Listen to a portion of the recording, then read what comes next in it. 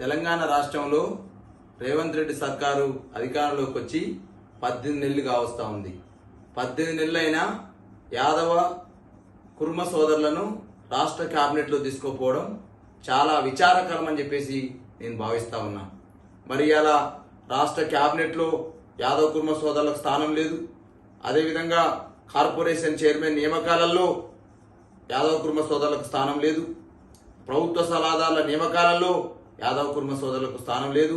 అదేవిధంగా గత ప్రభుత్వం కేసీఆర్ గారి నాయకత్వంలో 4 లక్షల పైచిలకు యాదవ కుర్మ సోదరులకి మరి ఇలా గొర్రెల యూనిట్లు ఖర్చు పెట్టి గొర్రెల యూనిట్లు ఇస్తే మరి అలా గొర్రెల యూనిట్లను మేము అధికారంలోకి వస్తే 2 లక్షలు ఇస్తామని చెప్పేసి ప్రగల్భాలు పలికిన రేవంత్ రెడ్డి కనీసం గొర్రెల పంపిణీ పథకం మీద ఊసే లేకుండా ఎవరిస్తుందని చెప్పేసి అలా విచారం వ్యక్తం చేస్తా ఉన్నా. అదేవిధంగా పాము ఖర్చో తేలు ఖర్చో యాదవ కుర్మ సోదరులు చనిపోతే మరి ఈ రాష్ట్రానికి మాంసం అందించడం కోసం తపన పడుతున్న యాదవ కుర్మ సోదరులకు ఎక్స్గ్రేసియా 6 లక్షలు పెంచలేదని చెప్పేసి నేను డిమాండ్ చేస్తా ఉన్నా. అదేవిధంగా మరి అలా పింఛన్ విషయంలో ఇలా అన్యాయం జరుగుతుందని చెప్పేసి విచారం వ్యక్తం చేస్తా ఉన్నా. మరి అలా కాంగ్రెస్ పార్టీ నాయకులం మేమింత అని చెప్పేసి మీసం తిప్పుతూ తొడగొడుతున్నటువంటి అంజన్ కుమార్ యాదవ్, అనిల్ కుమార్ యాదవ్, బీర్లా ఐలయ్య యాదవ్, అదేవిధంగా యూనివర్సిటీ నాయకులుగా చలామణి అవుతున్న చరణ్ కౌశిక్ యాదవ్, లోకేష్ యాదవ్ నేను డిమాండ్ చేస్తా ఉన్నా. మీకు సిగ్గు శరం ఉంటే, దమ్ము ధైర్యం ఉంటే, చావ నెత్తురుంటే కనీసం మాల సోదరులను చూసి ఇవాళ వివేకం చూసి సిగ్గు తెచ్చుకోమని చెప్పేసి విజ్ఞప్తి చేస్తా ఉన్నా. మాదిగ సోదరుల ఐక్యంతో మాకు మంత్రివర్గంలో స్థానం కావాలని చెప్పేసి కొట్లాడుతున్న తీరును చూసి మీరు సిగ్గు తెచ్చుకోని చెప్పేసి నేను విజ్ఞప్తి చేస్తా ఉన్నా. అయ్యా మీరేమో మొత్తం కూడా యాదవులు మేము కుర్మ సోదరుల మేము మొత్తం కాంగ్రెస్ పార్టీలో మాకు ప్రాధాన్యత లభిస్తుందని చెప్పేసి మాట్లాడుతున్నారు కదా. మరి ఇలా 18 నెలలు రాష్ట్ర క్యాబినెట్ లో 60 సంవత్సరాలుగా ఏ క్యాబినెట్ చూసుకున్నా యాదవ సోదరులు క్యాబినెట్ లో ఉన్నటువంటి వాస్తవాన్ని గుర్తు చేస్తా ఉన్నా. మరి ఇలా 60 సంవత్సరాల్లో ఏ క్యాబినెట్ చూసినా యాదవులకు స్థానం ఉంది. మరి ఇలా రేవంత్ రెడ్డి క్యాబినెట్ లో ఎందుకు స్థానం లేదో ఇలా ఆలోచన చేయమని చెప్పి విజ్ఞప్తి చేస్తా ఉన్నా. మీకు చావ నెత్తురుంటే, దమ్ము ధైర్యం ఉంటే, సిగ్గు చెరం ఉంటే మీరు యాదవ కుర్మ సోదరుల కులంలో పుట్టినట్టయితే మీరు గల్లా బట్టి అడగండి, నిలదీసి అడగండి. మా కులం ముందు మా జాతి ముందు మేము తలదించుకుంటామని చెప్పేసి అలా రాష్ట్ర క్యాబినెట్ లేకపోవడం వల్ల కాంగ్రెస్ పార్టీలో కొనసాగలేమని చెప్పేసి సిగ్గు శరం ఉంటే రాజీనామా అని చెప్పేసి డిమాండ్ చేస్తా ఉన్నా. మరి అలా నేను ఆవేదనతో మాట్లాడుతా ఉన్నా. గతంలో మాజీ కార్పొరేషన్ చైర్మన్ గా సుమారు 12,000 కోట్ల బడ్జెట్ పెట్టి 6-7 కోట్ల రూపాయలు యాదవ కుర్మ సోదరులకు గొర్రెల పంపిణీ పథకం ద్వారా ఇచ్చిన సందర్భాన్ని గుర్తు చేస్తా ఉన్నా.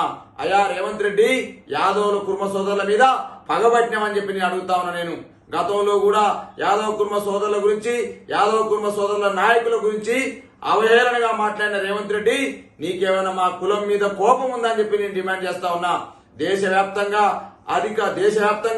అత్యధిక జనాభా ఉన్నటువంటి కులం, రాష్ట్రంలో బీసీ జనాభాలో అత్యధిక వాటా ఉన్న కులం మరి అలా ఎందుకు రాష్ట్ర క్యాబినెట్ లో తీసుకుంటారని చెప్పేసి ఇలా రేవంత్ రెడ్డిని మేము డిమాండ్ చేస్తా ఉన్నా. కాంగ్రెస్ పార్టీని సమాధానం చెప్పాల్సిన అవసరం ఉంది. దేశవ్యాప్తంగా కాంగ్రెస్ పార్టీ మరి ఇలా యాదవుల ఓట్లు వేసుకుంటానికి ఉపయోగపడుతుంది తప్ప మరి దేశవ్యాప్తంగా ఉన్న యాదవ కుర్మ సోదరుల కులాన్ని ఇలా రాష్ట్ర క్యాబినెట్ ఎందుకు తీసుకుంటారని చెప్పేసి జాతీయ నాయకత్వాన్ని కూడా డిమాండ్ చేస్తా ఉన్నా. మీరు ఇట్నే చూస్తే ఈ విధంగానే ఎవరిస్తే భవిష్యత్తులో నీ గాంధీ భవన్ ని కూడా ముట్టడిస్తని చెప్పేసి ఇలా తెలియజేస్తా ఉన్నా. మీ కాంగ్రెస్ ప్రభుత్వాన్ని ఫుట్బాల్ ఆడుకుంటని చెప్పి తెలియజేస్తా ఉన్నా గల్లీలలో. అదేవిధంగా ఈ రాష్ట్రంలో కాంగ్రెస్ జెండాలు కాంగ్రెస్ దిమ్మలు యాదవుల యొక్క కోపానికి యాదవ కుర్మ సోదరుల యొక్క కోపాగ్నికి ఆవుతేదని చెప్పి నేను డిమాండ్ చేస్తా ఉన్నా. ఇవాళ ప్రధానంగా ఇవాళ యాదవ కుర్మ సోదరులను ఇవాళ క్యాబినెట్ లో తీసుకోకుండా అన్ని రకాల పదవులలో ఇవాళ అన్యాయం చేస్తూ రేవంత్ రెడ్డి ఇవాళ రాక్షస ఆనందాన్ని పొందుతా ఉన్నాడు. ఇవాళ పెద్ద నాయకులు అని మాట్లాడే అంజన్ కుమార్ యాదవ్, అనిల్ కుమార్ యాదవ్, బీర్లా ఐలయ్య యాదవ్, చరణ్ కౌశిక్ యాదవ్, లోకేష్ యాదవ్ మీకు చెవు నెత్తురుంటే రాజీనామా చేయండి. లేకపోతే మాల సోదరులను మాదిగ సోదరులను చూసి మా క్యాబినెట్ లో ఉండాలని చెప్పేసి వాళ్ళు కొట్లాడుతున్నారు. వాళ్ళని చూసైనా మీరు సిగ్గు తెచ్చుకోని చెప్పేసి నేను ఇలా డిమాండ్ చేస్తా ఉన్నా. భవిష్యత్తులో రాష్ట్ర క్యాబినెట్ లో స్థానం లేకపోతే అదేవిధంగా ప్రభుత్వ సలహాదారుల నియామకాల్లో ఏ విధంగా అన్యాయం చేసిరు ఆ విధంగానే మళ్ళీ అన్యాయం చేస్తే, అదేవిధంగా కార్పొరేషన్ చైర్మన్ ఏ విధంగా అన్యాయం చేసిరు మళ్ళీ ఆ విధంగానే అన్యాయం చేస్తే రాష్ట్ర అదేవిధంగా గొర్రెల పంపిణీ పథకాన్ని 2 లక్షల యూనిట్లు ఇస్తామన్నారు.